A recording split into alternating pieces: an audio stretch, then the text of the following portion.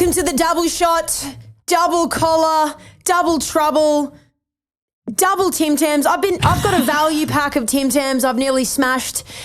Mitch, you doing any doubles today? No, but out of curiosity, how many Tim Tams are in a value pack?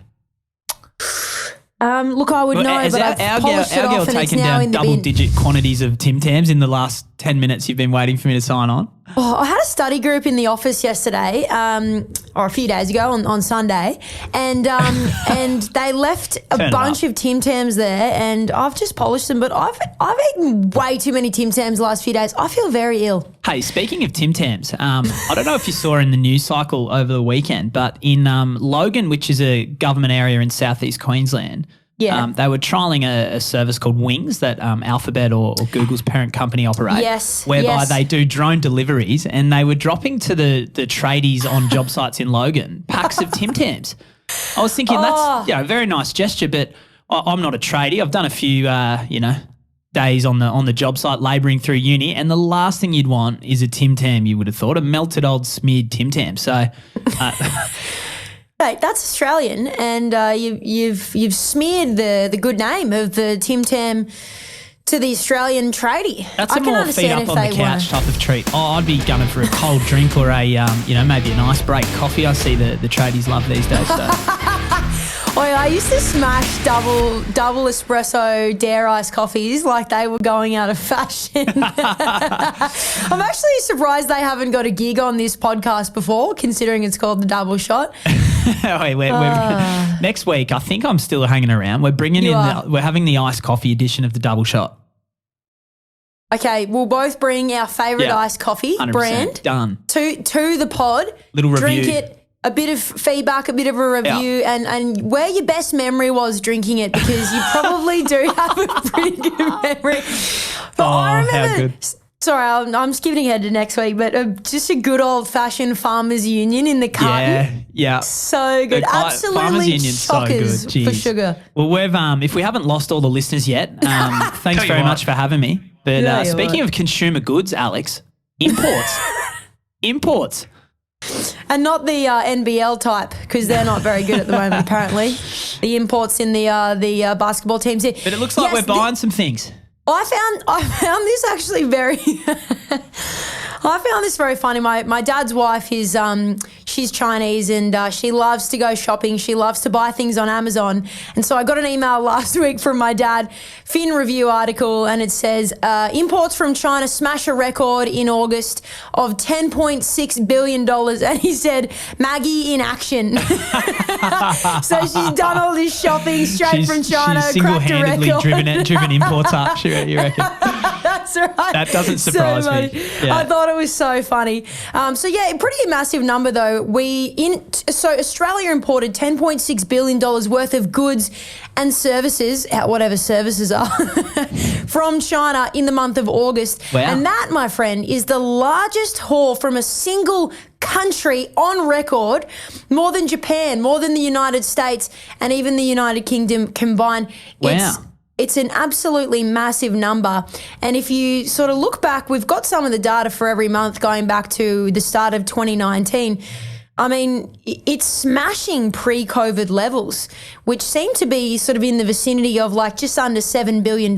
We've done nearly 11 billion. So, I mean, I don't know what Maggie's been buying, but obviously it's of serious value. Well, I think you're not wrong. Consumer goods is the leader of the sector we're importing, and that's been driven by cars. So 7.1% increase in consumer goods for the month of August. Cars were driving that, pardon the pun, at about 9.9%. And that's up from 40%. That's up 40%, I should say, from pre-pandemic levels. We've lost her. She loves a good pun. Oh, you love it, really, Chi. You're going to make a great dad one day. Oh, thank you. And then second, intermediate goods, which is obviously, or maybe not obviously, but that is goods that form part of a final good, like wood, steel, salt, wheat, those types of things, up 6.6%. Guess what the largest driver of that was? Can I be in? Fuel. Oh, that's the answer? Or that's the hint? No, sorry, that wasn't a hint at all. That was the actual answer. So fuel Just up gallons. 11%, which is driving that. So yeah, no, good. I like that. Good one from you. Yeah, I can sort of credit Dad for that one if I thought it was very funny. But it was very funny. I think you would know that Katie and I, your lovely fiance, we've imported a few things from China also over the years. Yeah. There's multiple packages arriving at my doorstep, so certainly doing her part for that. And look, if it's for nothing else but to hear the stinger, I've heard that you've got a pretty interesting stat fact, and I'd like to hear the stinger, please, Nico. Stat fact. The stat man. Stat fact. All right, the stat fact this week, aviation has been talked about so often lately, but I do really love these numbers. Maybe they strike a bit of a chord with me, Schmitty, because I do go to the Gold Coast often for work or to see my family. But the stat fact at the moment is related to domestic aviation smashing. Well, it's a bit skewed, but smashing airline seats. Smashing records of percentage of airline seats that are filled, like services that are filled. So at the moment, the data shows that 86% of airline seats on every service were filled throughout July. Now, previous high was highest was nearly 86%, 85.8%, and that was in 1984. 1984? Yeah, when did yes. commercial airlines become sort of common and well used? That surely I probably should have Producer Googled Nico that. should be getting on the Google, I reckon, and finding that out. But 1984 is a long time after we had the Wright brothers flying around, wasn't it? Well, while producer Nick looks that up, so the closest that we got to that was, funnily enough, October 2019 at 84.5%. Yep. And then October 2007, we struck that nearly as well. Now, I will caveat that by saying that we are running less flights at the moment. So less flights, but they are extremely full. Now, the routes, you're least likely to be able to get on, or you'll pay a mozza, or you won't have an empty seat next to you. Interestingly, Cairns to Melbourne, 95.2% full service. Gold Coast to Melbourne, 95%. Adelaide to Gold Coast, nearly 95% as well. Gold Coast, the common denominator there. Wow. Cheers. That's why you can't hire a car there. You can't rent a property there. You're probably waiting in line to go on the bloody Joker ride over at Movie World there as well. Tower of Terror. Hard day to get on. But that's good to see Melbourne. Looks like it. Out of those, you said Cairns to Melbourne and Gold Coast to Melbourne were the top two most occupied flights in terms of routes. So Melbourne back on the map, hey? Melbourne's back on the map, and Gold Coast is truly on the map. Not that you weren't, but I reckon more than ever, the Gold Coast is considered very cool. Very 100%. Cool. Now, I saw you looking up at the thing before. Did producer Nick produce the numbers? Yeah. So, 1914 was when we first started regular air service. That's what I've got from that. Wow, 1914. 1914. So, there you go. So, the Wright brothers were well and truly before that. Yeah, I would have thought so. But hey, I tell you who won't be flying much in the coming days, and particularly not to chess tournaments, is our man Magnus Carlsen. I see here that you found out that there's been an intruder in the chess ranks, or a fraud, if you will, and there's been some foul play going on in the local chess tournaments. What have you got? Absolute, and not local chess tournaments. These are like American Grandmaster chess tournaments. Absolute disarray, Schmitty. The shade that is being thrown in the chess community right now, and I note I'm not a part of the chess community. I just read this article, and I thought it was very funny. So to your point, or the name that you mentioned, Magnus Carlsen, he's a world chess champion. He's come out and he's accused the American Grandmaster Hans-Moki Niemann of cheating in chess. And he's only 19. So Hans is the cheater, not Magnus. That's right. So Okay. they're having a bit of a nerd off, a chess nerd off, to say, no, there's foul play going on here. But the thing is, right, and I found this quite interesting, they actually play a lot of their chess online. Now, that's probably come off the back of a bit of COVID. And the online chess games can actually normally detect the patterns of which, you make your decisions. And essentially you can't, chess engines they're capable of beating the greatest human players of all time. Yeah. So, they're programmed to pick up any algorithms and stuff like that. And it was really interesting because it was basically determined that he was cheating. He's cheated in more than 100 online games, right? Because it says here there was this massive, how fun is this? A 72-page report was completed to figure out the irregularities of this Neiman's rise through the elite ranks of competitive chess. How good is this? And it highlights many remarkable signals and unusual patterns in Hahn's path as a player. So that's the guy who accused him of cheating. So, very unusual patterns. He's obviously very calculated, whilst Neiman, the accused cheater, he is statistically extraordinary. So let's see about that. Wow. Maybe do you reckon there's a chess tribunal that they go to and, they declared, I don't know, sued in the game of chess, or, they got to get back their winnings or something like that? I dare say Hans won't be appearing any more chess tournaments moving forward. Hey, speaking of which, I know you're more of a checkers girl, but did you play much chess back at school? Because I was personally in a chess club in grade 6, learned one of the great moves of all time called the 4-move checkmate. You got to be white to pull it off, as in you've got to start as the white coloured pieces to pull it off. And to this day, still use it and get it done. As you use that in chess, or is it a metaphor for your life? Around camping, or no? The 4-move checkmate is strictly used on the chessboard, Alex. The 4-move checkmate. I am the numbnuts of numbnuts.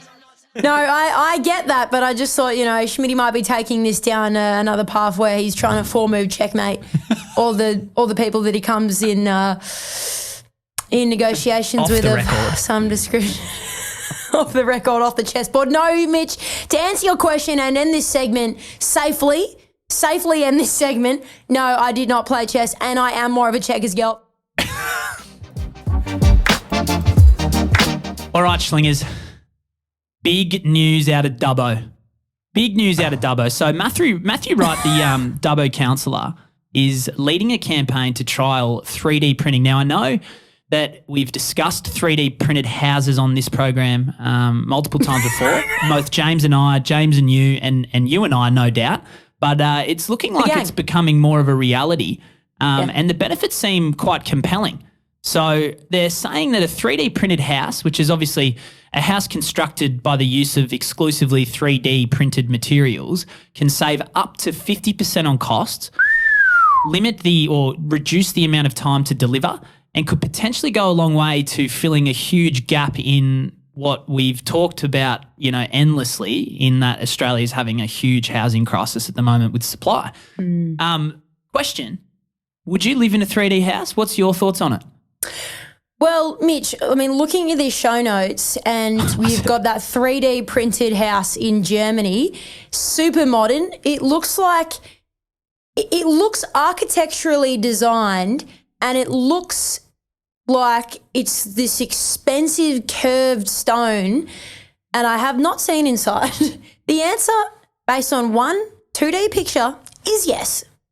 One-dimensional, actually. I think something printed is one-dimensional. Is it? I don't even know. Well, no. Producer Nick, correction? One-dimensional? No, I think that was my fault because I was calling it a 3D house, but like all houses are 3D, obviously. So, oh, sorry, but yes. 3D printed houses is what I meant to say. No, it's 3D printed. I dropped that's correct. the operative word being printed. So I'm looking at a one-dimensional photo, though, right? Yeah, 2D. Two-dimensional. I can't taste it, and I can't smell it. I think our girl was playing checkers. That was a joke. Playing checkers whilst the teacher in Maths A was talking. Mate, don't pause for too long. I'll take two of your players. I'll skip over two of your players, take two of them. All right, anyway, back to the task at hand here. Yes, I would live in a 3D printed home based on this picture that I'm looking at because it looks sensational. Curved, it looks modern. It actually looks very expensive. Yeah, I think, I agree. I think the biggest challenge will be all the regulatory implications, the warranties required, how to comply with, all of the codes and all the rest of it. But provided, all of that can be satisfied, then I don't see any reason why it wouldn't become, common in the market, particularly in an environment where supply we've just gone through is so crucial to our ability to deliver housing. And I imagine it's, it takes less time to obtain the materials required to print rather than importing them as intermediate goods from places like China. Well, I think times like these are good in the sense that, it's that saying, never waste a crisis. And, you look at the cost of construction and all that jazz that you just mentioned before and you go, well, this is something that will help us push along the innovation that a 3D printed house can bring. Otherwise, I'm not sure if, we would have as much emphasis on bringing this in and delivering it as quick. I have no doubt the printers required for these things are very expensive and not easily accessible. That will change over time. It does say here, Schmitty, walls up in days, not weeks. So not only are you paying less for the materials, but it's being built quicker. So, you're paying less for labour, theoretically. 3D printed houses have walls built of aggregate materials such as concrete or mortar, with traditional methods used for the rest of the house. A robotic arm or gantry system delivers the aggregate onto the slab and builds the walls up with each layer. So, it sounds like the robotic arm will replace labour. So whilst that will probably have an expense of its own, there are many different ways that this can save money and definitely increase efficiencies. I am sure, however, the unions will have a lot to say about something like this, but it's not going to happen overnight, and a 30% saving at minimum is damn good to me. This is a big deal. This is a very big deal. It's a very big deal. And speaking of housing, they constantly talk about how it's tough to find a vacant property in Australia to rent today. Oh, yeah. There's families that are struggling. But on census night, they recorded that there was 1 million properties vacant in Australia. What's going on there? Well, they did, and I think James even talked about it as well when he first started. He actually took a sickie that week to go through all the ABS data. If you recall, I do recall. Took a sickie. Yeah, suspicious sickie. Yeah, we talked about it before, and basically the ABS, Australian Bureau of Statistics, did the census, came out with the data, and they declared that 1 million homes were empty. And basically, a lot of journos have picked that up and run with it, pointing out that, startling number of properties are empty and, what are we going to do about it and how are we going to address it? Interestingly, compared to the 2016 census, they actually had 1% more unoccupied homes. So in 2016, 11% of homes were unoccupied. In 2021, when we did the census, even though the data only came out in the last few months, 10% were unoccupied. So slightly less properties were unoccupied. Now, what constitutes as an unoccupied property in the eyes of the ABS? Well, basically, an unoccupied home is a home that simply did not return a form. Oh, right. Like, how many people probably didn't do that? But it's determined by the census return of the form, which it was also electronic last year, so theoretically more people could have done it. Now, interestingly, though, I read this article that talked about a few other things that might have been going on. In 2021, some 647,000 homes were sold, right? Mm-hmm. So meaning, let's say thousands of those dwellings could have been in interchange or awaiting transfer on the night of census return, or, on that week that you might have finished all of the census data. Very interesting and a very good note, because that was almost a record transaction year, 2021. And the third one there was that approximately 2 million Australians own one or more properties other than their own home. and approximately 436,000 of those are listed on Airbnb alone. That's an amazing number. It's almost a huge. stat. So what's that? Less than 10% of Australians. Is that right? Yeah, less than 10% of Australians own one or more property. 2 million out of 25. Yeah, I suppose that's one way of looking at it. Again, I was playing chess in Maths A, so not my strong suit either. Mate, the smart kids play chess, so I'm not sure how you got in chess club. But anyway, so therefore, likely that many holiday homes were empty due to census night being the 10th of August 2021 when, a lot of lockdowns are happening. Nobody was travelling. And also, of course, that's bloody winter. If they're holiday homes, people aren't at their holiday homes in winter. It's a good point. Just saying. Hey, speaking of empty houses, I'll tell you what aren't empty. Student accommodation at the moment. Yes. Can't fill it more than the tank will take. Oh, that was when we called James when he was sick at home. Oh, that's right. Yeah. Oh, my gosh. Your segues are class today. Can I just say? I was waiting for you to notice a couple of good segues there. Have you seen these student accommodation numbers? Like, they are off the dial. Yeah. So I saw that like the boutique operator Castle Student Accommodation have 127 rooms across 3 facilities in Sydney. And they're at 100% occupancy. So approximately 200 students occupy those 127 rooms. And the room rates are $400 per person in a weekly twin share, or $650 for like a premium studio apartment, which has, like a bit of a living area. And they could rise by another 20% over the next 12 months.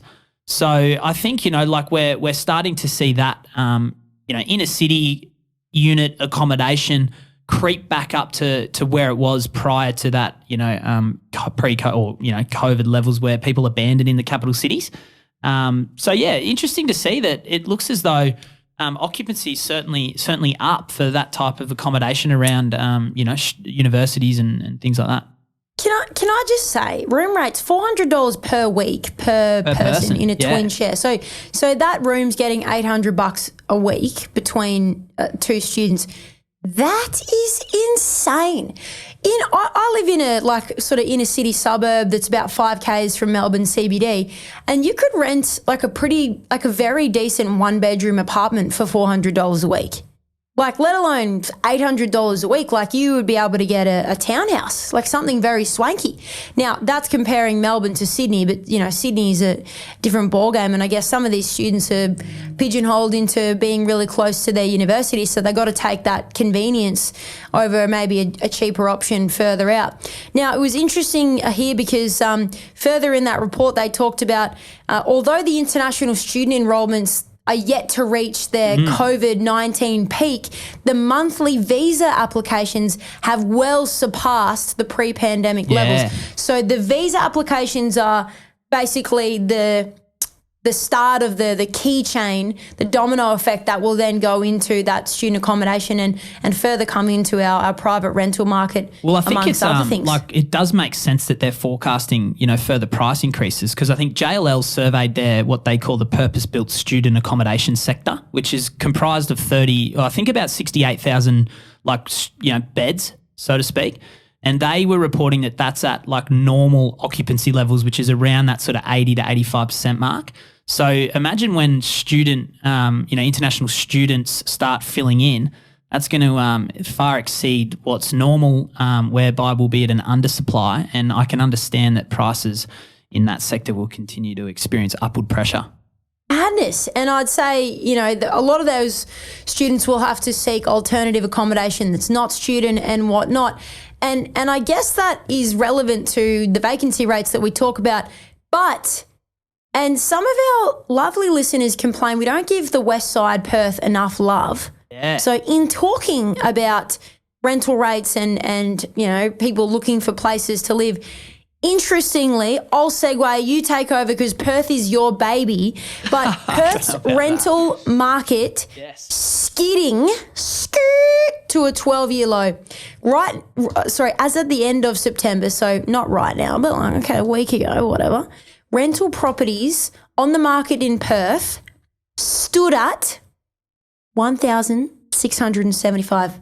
That's not a lot. No, so that equates to about a vacancy rate of 0.4%. That's 0.4%. So, yeah, significant undersupply. The last time the levels were that low in Perth was in 2010, where there was 1,537 homes available. So, similar rate, even slightly more constrained there. But what's happening, again, similar to the student accommodation, is that on the back of undersupply in the rental market, demand outweighing it, you get upward pressure on price. And prices in Perth, the median rent in the greater Perth region has grown from $460 in April of this year, so April 2022, to $495 as at September. So that's, what's that? 6 months thereabouts. Under 6 months, it's grown by $35. So hard to get a rental property in Perth. And they're second to Queensland, experiencing the highest levels of, interstate migration. I think there's about 9,000 people in the last 12 months that migrated there from other parts of Australia. So, it's I know we bang on a lot about rental, rental market, but it certainly is something that's quite topical at the moment and very difficult if you're a tenant. Well, it also shows how the investors are pivotal at this time, because the investors need to buy so that, or at least buy and build so that we bring on rental properties to fill that gap. Yeah, and they interesting takeaway as well from the report is that in Perth, 72% of property investors only have one property, and the sectors of employment that those people are from are school teachers, nurses, and healthcare professionals. Interesting that mining isn't one of those sectors. I think that Perth, is often confused as being reliant on mining, and it certainly is from an economic point of view, and there's a lot of employment there. But healthcare actually employs more people in Perth today than mining does. So there you go. Schmitty, I'm personally not a fan of the pop quiz, and this isn't really a pop quiz, but I'm going to ask you a little question. You can have some time to think, and then you can come back to me. Far away. All within a space of time. If you could buy an apartment in a beautiful building with sensational amenities, but you weren't allowed to have your own car, but you had a shared Tesla with everyone else in the building and you could book it whenever you wanted, would you buy into that building? No. How's producer Nick just putting on the thinking music after he's already thought about it? You wouldn't. No, I don't think so. Look, I think it's a great idea. No, I think it's a great idea, and I think it would suit people in like inner city areas for sure. Yep.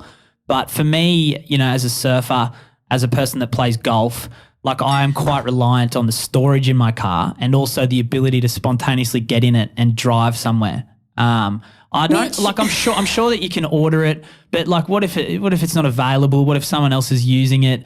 I don't know. I don't want that kind of unfair uncertainty about my lifestyle, Alex. You really don't need that much space to fold up a chessboard and just chuck it in the back. Like, stop hitting us up with this surfboard golf crap. Your chessboard, it'll fit wherever you want it to go. In fact, for Christmas or your next birthday, I'll buy you a briefcase that is basically a chessboard. How's that sound? All right. Look, I'll take it because it would be more than you got me last Christmas. But is there a reason you asked this? Like, is someone proposing that? Is that something that's happening? Yeah, so this isn't a new concept, right? But it is kind of new in Australia. I've been to conferences with James in the US where they've been talking about delivering. I think it's really like based on new development not being granted the amount of car spaces that they would need to have like a 1-to-1 ratio of car spaces to apartments, or, a 2-to-1 ratio for those bigger apartments. So they've been looking for alternatives where they say, well, we'll have 5 Teslas or whatever it is, we'll offset our carbon footprint and we'll be able to have those booked through an app. So, they've sort of used it as a solution to an issue they've got over in the US.